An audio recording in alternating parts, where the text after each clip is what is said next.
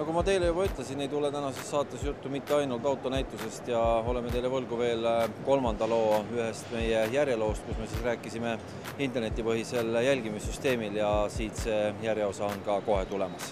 Geofencing eesti keeli tarastamine, mis tähendab seda, et inimene määrab ära kaardil selle piirkonna, mille kohta ta soovib siis saada teavet. Kas sinna alale siseneb keegi või sellelt alalt lahkub keegi või kes seda ala on külastanud. Ehk siis, kui inimene kasutab tavalist interaktiivset Eesti kaarti, ta leiab mingi piirkonna kaardil, kus ta tahab teada, et siis mis masinad seal käisid või mis masin sinna alale sõitis või sealt alalt lahkus, siis on võimalik seda teenust siduda selle kaardiga. Millisel puhul seda võib vaja minna või mille jaoks selline asi üldse välja mõeldud? Välja mõeldud on ta mitmete funktsioonidena. Esimene võib-olla on turvafunktsioon, kus inimene on rahul, et see tema vara püsib kindlal alal, et ta ei lahku sealt. Ja kui ta lahkub, siis on tal võimalik saada teavitus nii SMS-i kui ka e-mailina. Et sisuliselt ma saan aru, ma võin selle ala teha ka ainult ümber enda garaaži kuidagi. Aga loomulikult joonistate ümber enda aia, seda tara ja siis näete, kuna näiteks abikaasa koju jõudis või poiss lasi autoga kodust jalga ilma teie käest luba küsimata koos masinaga. SMS-ina, mismoodi see töötab? Klient siseneb meie teenusesse, määrab ära telefoninumbri, kes selle SMS-i saab ja sisestab ära ka sõnumi, mis see number siis saab. Ja kui see objekt lahkub sellest tarast, siis saadetakse automaatselt meie poolt talle sõnum. Vaatame nüüd tara joonistamist kaardil, kus me valisime ühe masina, joonistame lihtsalt kaardil ühe tara ümber sellise masina, määrame ära sõnumi, kui ta nüüd sellest tarast väljub ja määrame ära telefoninumbri, kes selle sõnumi saab, määrame ära sõnumi sisu, mis me soovime saada sellele mobiiltelefonile. Nüüd on see sisestatud ja tara on aktiivne. Ootame ära, kuna ta sellest tarast väljub ja sekundite pärast peaks meil olema ka kohal SMS, et see masin on väljunud tarast.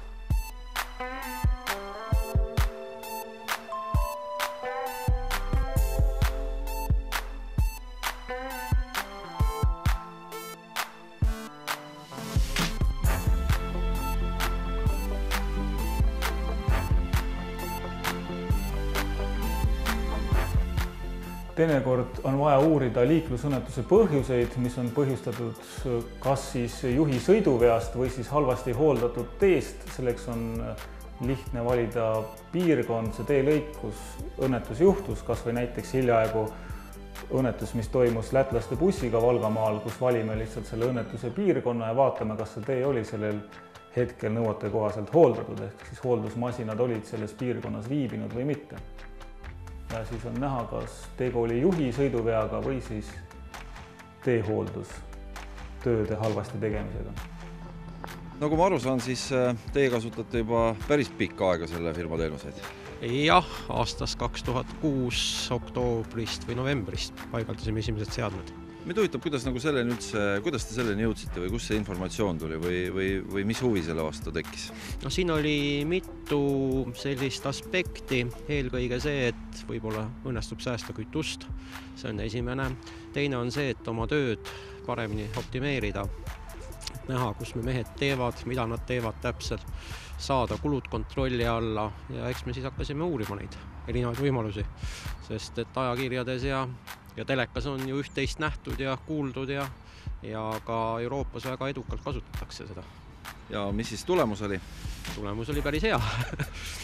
Et päris alguses oli mõni mees arvas, et ta on veel sellel kolhoosi ajastul töötab ja mis siin pattu salata, 2 meest pidime töölepingu nendega ära lõpetama, sest et nad arvas, et kui kütust jääb liiga palju, et võib-olla neil on ka vaja ja midagi ei olnud teha, sest hommikul oli kohe näha, kus oli kütust välja võetud.